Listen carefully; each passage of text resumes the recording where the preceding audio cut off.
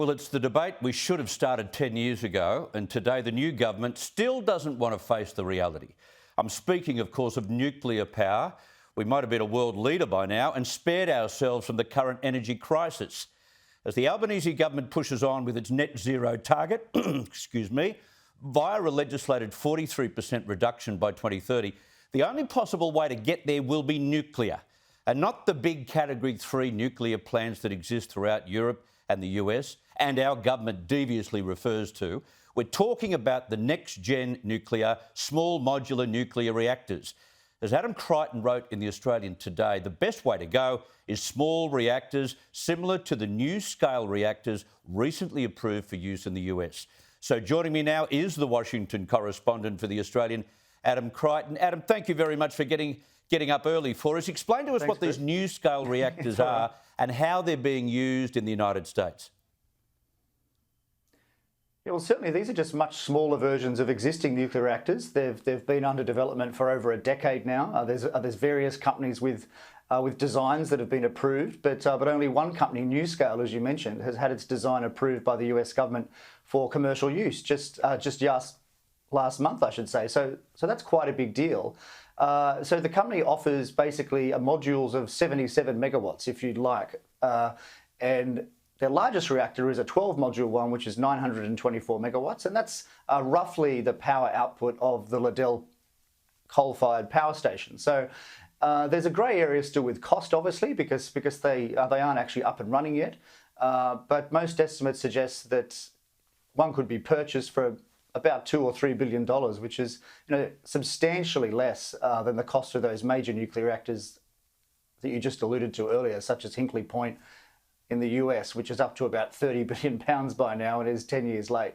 And a lot less than the multi-million-dollar cost of relaying transmission lines and nodes to try and link renewable power and get it on the grid.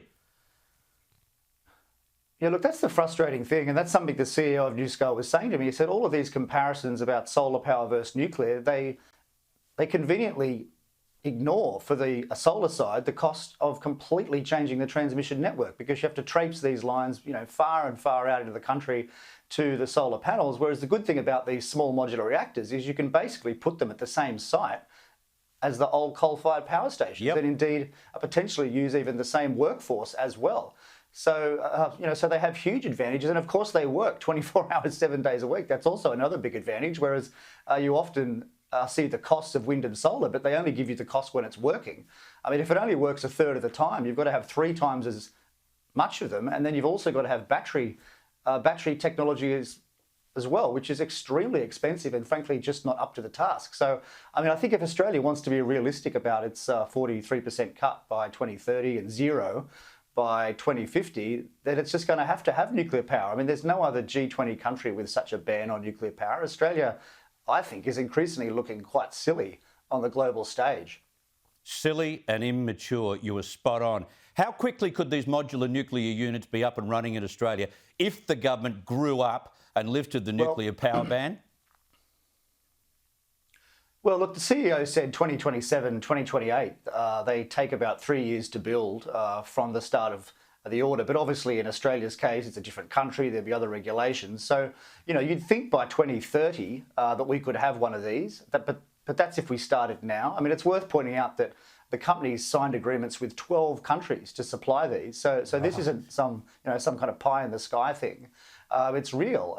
And so all the arguments you hear in Australia about, it takes decades and all that sort of thing, I mean, that's completely false. That's not true. I mean, if we started now, we could have one at least by 2030 or the early 2030s.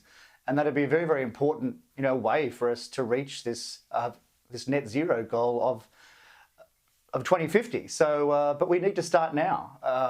And sadly, looking back home, it seems like we aren't going to, because the government has ruled it out.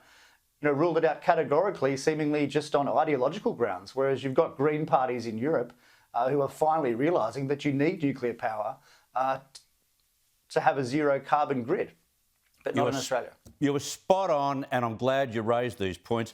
Adam Creighton, great to talk to you. We'll talk about this subject, no doubt, once more down the track. Thank you very much for your time.